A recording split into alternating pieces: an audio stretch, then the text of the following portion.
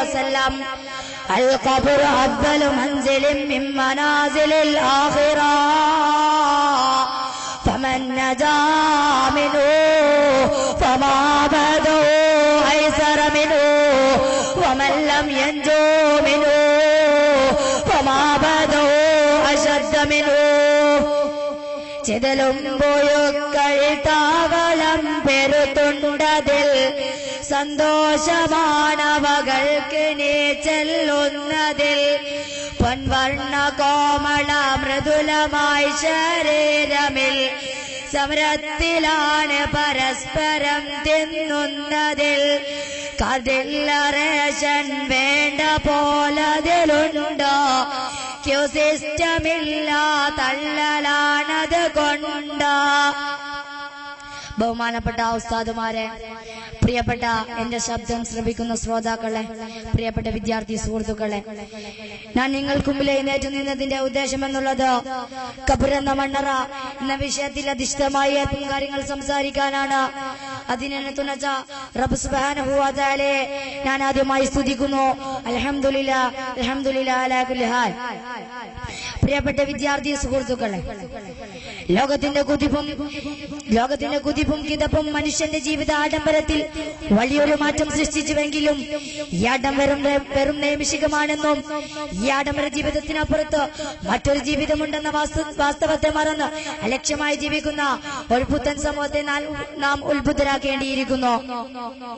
ജീവിത സുഖങ്ങൾക്ക് പരിസമാപ്തി കുറിച്ചാൽ നമ്മുടെ ജീവിതം ഖബർ എന്ന മണ്ണറയിലേക്ക് മാറ്റുകയാ. അവൻ ഇതുവരെ കഴിഞ്ഞ വീടാ, അവൻ ഇതുവരെ കളിച്ചു നടന്ന നാടാ, എല്ലാം ഉപേക്ഷിച്ചുകൊണ്ട് അവൻ പുതിയൊരു ജീവിതത്തിലേക്ക് തയ്യാറെടുക്കുകയാ. അവൻ ഖബർ എന്ന മണ്ണിലേക്ക് മാറ്റുകയാ. അതാണ് അവന്റെ വീടാ, അതാണ് അവന്റെ നാടാ, ആഖിറത്തിലേക്കുള്ള യാത്രയിലെ ആദ്യത്തെ വീടാ. അതുതന്നെയാണല്ലോ റസൂൽ സല്ലല്ലാഹു അലൈഹി വസല്ലം പറഞ്ഞത്, അൽ ഖബ്റു അഫ്ളു മൻസിലിൻ മിൻ മനാസിലിൽ ആഖിറ. ഖബർ എന്നുള്ളത് ആഖിറത്തേക്കുള്ള വീടുകളിൽ നിന്നുള്ള ആദ്യത്തെ വീടാണ്. പാരത്രിക ലോകത്തേക്കുള്ള ആദ്യപടിയാണത്. അതാണ് ഖബർ. ആ ഖബർ കണ്ടപ്പോയല്ലേ ഉസ്മാൻ റളിയല്ലാഹു അൻഹു കരഞ്ഞു പോയത്. ആ ഖബർ കണ്ടപ്പോയല്ലേ സഹാബിമാർ കണ്ണീർ വാർത്തത്. പ്രിയപ്പെട്ട വിദ്യാർത്ഥി സുഹൃത്തുക്കളെ, ഒരു മാതാവ് ആ മാതാവിന് തന്റെ നഷ്ടപ്പെട്ട കുഞ്ഞിനെ തിരിച്ചു കിട്ടിയാൽ എത്രമാത്രം അണച്ചു പിടിക്കുമോ, അതുപോലെ മയ്യത്തിനെ തന്റെ മാറിലേക്ക് പച്ചമണ്ണിലേക്ക് എടുത്തു വെച്ച ആ ഖബർ സന്തോഷം കണ്ട് പിടിച്ചണക്കുന്നതാണ്. അതുകൊണ്ടല്ലേ ഫാത്തിമ റളിയല്ലാഹു അൻഹുവിന്റെ മയ്യത്ത് ഖബറിലേക്ക് വെച്ചപ്പോ അലി റളിയല്ലാഹു അൻഹു പറഞ്ഞത്, ഖബറേ ഇതാരുടെ മയ്യത്താണെന്നറിയോ? ഇത് സാധാരണ കായുടെ മയ്യത്തല്ല, പുത്ര റസൂലിന്റെ കരളിന്റെ കഷ്ണമായ ഫാത്തിമയുടെ മയ്യത്താ ഖബറേ. എടുക്കരുത് ഖബറേ, പിടിച്ചണക്കരുത് ഖബറേ എന്ന് ഖബറിനെ ഉപദേശിക്കുമ്പോ ഖബർ പറഞ്ഞില്ലയോ, ഇതാരുടെ ഖബറ, ഇതാരുടെ മയ്യത്താണെന്ന് എനിക്കറിയേണ്ട, എന്നിലേക്ക് അങ്ങ് മയ്യത്തിനങ്ങ് ചേർത്താൽ ഞാനങ്ങ് ചേരുന്നതാണ്.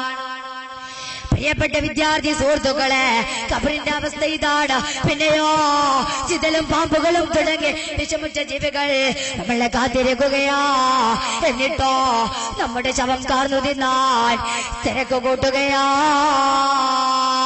അതുതന്നെയാണല്ലോ ഉസ്താദ് പാടിയതാ, ചിതലും പോയൊക്കൾ താവളം പെരുത്തുണ്ടതിൽ സന്തോഷമാണവകൾക്ക് നീ ചെല്ലുന്നതിൽ വർണ്ണ കോമള മൃദുലമായ ശരീരമിൽ സമരത്തിലാണ് പരസ്പരം തിന്നുന്നതിൽ. മഹാനവറുകൾ പാടുകയാ, ഖബറിലേക്ക് അങ്ങ് മയ്യത്തിനങ്ങ് കൊണ്ടുവച്ച ഇന്നലെ വരെ ആ മയ്യത്തിന്റെ ശരീരമുണ്ടല്ലോ, ക്രീമുകളാൽ കുളിച്ച തലമുടി ക്രോപ്പ് ചെയ്ത ഭംഗി കൂട്ടിയ ശരീരമുണ്ടല്ലോ, ആ ശരീരം ഒന്ന് ഖബറിലേക്ക് വെച്ച പിന്നെ അവരെ കാത്തിരിക്കുന്നത്, അവരെ സന്തോഷത്തോടെ കാത്തിരിക്കുന്നത് ചിതലും പുഴുക്കളുമാ. മഹാനവറുകൾ പിന്നെയും പാടുകയാ, കതില്ലറേഷൻ വേണ്ട പോലതിലുണ്ടാ, ക്യൂ സിസ്റ്റമില്ല തള്ളലാണത് കൊണ്ടാ. നമുക്ക് കാത്തിരിക്കുന്നത് നമ്മുടെ ശവം കാന്നു തിന്നാൻ നമ്മൾ കൊള്ളുന്ന ജീവികളാ. അവർ തിരക്ക് കൂട്ടുകയാ. സുബ്ഹാനല്ലാഹ്, ഇത്തരം ഭയാനമായ അവസ്ഥ. അതുകൊണ്ടല്ലേ സഹാബിമാരും മഹാന്മാരും ആ ഖബർ കണ്ടപ്പോ കരഞ്ഞു പോയത്. പ്രിയപ്പെട്ട ശ്രോതാക്കളെ, ആ ഖബറിലെ ജീവിതം എങ്ങാനും രക്ഷപ്പെട്ടു കഴിഞ്ഞാ പിന്നെ അവന്റെ ജീവിതം, പിന്നീടുള്ളവന്റെ ജീവിതം സ്വർഗത്തിലാ. അതുതന്നെയാണല്ലോ റസൂൽ സല്ലല്ലാഹു അലൈഹി വസല്ലമ വീണ്ടും പറയുകയാ, ഫമൻ നജാ മിൻഹു ഫമാ ബഅദഹു ഐസറ മിൻഹു. അതിലെങ്ങാനും അവൻ രക്ഷപ്പെട്ടു കഴിഞ്ഞാ പിന്നെ പിന്നീടുള്ള അവന്റെ കാര്യം എളുപ്പത്തിലാ. അതിനുവേണ്ടി നമ്മൾ സൽക്കർമ്മങ്ങൾ അധികരിപ്പിക്കേണ്ടതുണ്ട്. വീണ്ടും റസൂൽ സല്ലല്ലാഹു അലൈഹി വസല്ലമ പറയുകയാ, വമൻ ലം യൻജോ മിൻഹു ഫമാ ബഅദഹു അശദ്ദ മിൻഹു. അതിനെങ്ങാനും പരാജയത്തിന്റെ രുചി രുചിച്ചാ പിന്നീടുള്ള അവന്റെ ജീവിതം അതികഠിനമായതാ, വളരെ പ്രയാസമേറിയതാണ്. നാഥൻ തുണയ്ക്കട്ടെ.